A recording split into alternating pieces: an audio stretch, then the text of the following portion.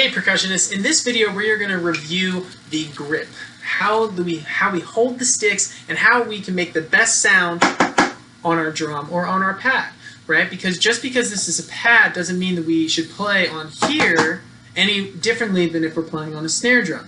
So some of you I know do have snare drums at home, some of you do not. If not, not a big deal. But just remember to really make sure that the sound, it's very light, it's supposed to be soft, and when you have an actual drum in front of you, that does the work for you. Now, when we have our dynamics, which we have our basic piano, which means soft, and forte, which means loud, it's a lot about the grip here.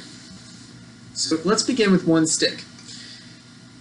If we have a stick, we break it up into thirds, so 1, 2, and 3, we're going to hold roughly right about the first third. Now, a lot of you, if you can see right here, you might have, like, depending on the stick company, some are like an American flag, some it has like what type of stick it is. This is a 5B stick. Other ones, like this stick, doesn't have it. So that's where you just need to know 2/3 above, 1/3 below. So you're not holding it in the middle. You're not holding it all the way at the bottom. You want to hold it right about here. Now, let's talk about the grip, how we actually hold the stick.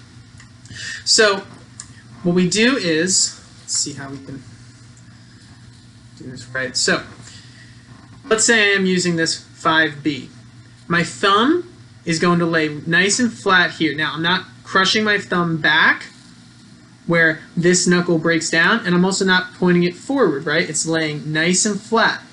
Then on our fingers, we have 1, 2, 3 different knuckles, and it's going to sit right in between right here. So we have our thumb.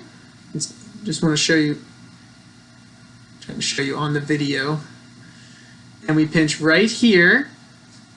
So we should be able to play without these 3 fingers touching the stick at all. But for a better control and for better forearm control, we keep that pinky specifically curled in.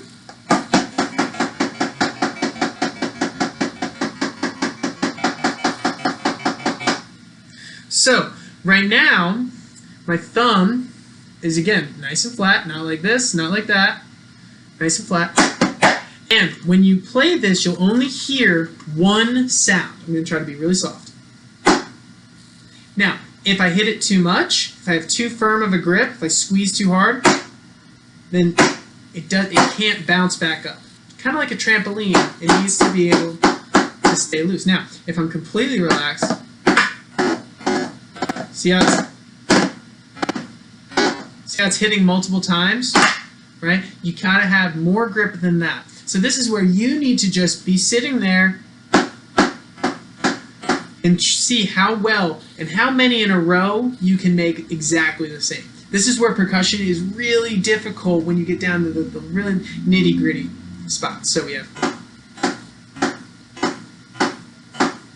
I'm thinking, is my stick height the same every time? Am I hitting the same spot every time?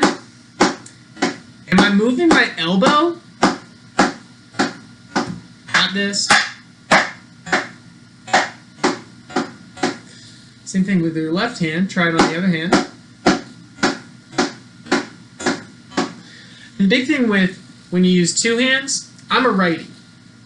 So if I do everything wrong, all the right hands are going to be a little louder than the left. So you really want to focus on the stick height being the same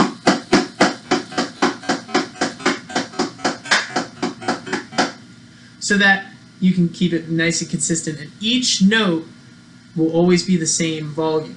That can be, if I'm at a really forte, I have to stand up for this one, forte, piano, pianissimo. So no matter what you do, make sure that you still have a firm grip and you're really being disciplined about it. That's what it takes.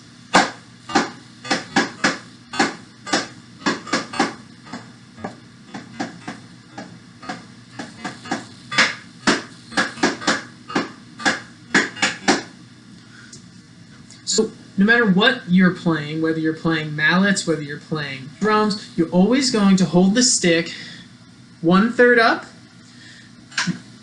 not a crushed thumb, not a pointy thumb, but a flat thumb, and you're going to hold in between the second knuckle on your first finger. A comfortable grip, and use the percussion pattern sheet to review and practice all of these. I hope this video helps. Let me know if you have any questions. Feel free to have your parents email me. Have a great rest of your day. Percussion. Bye.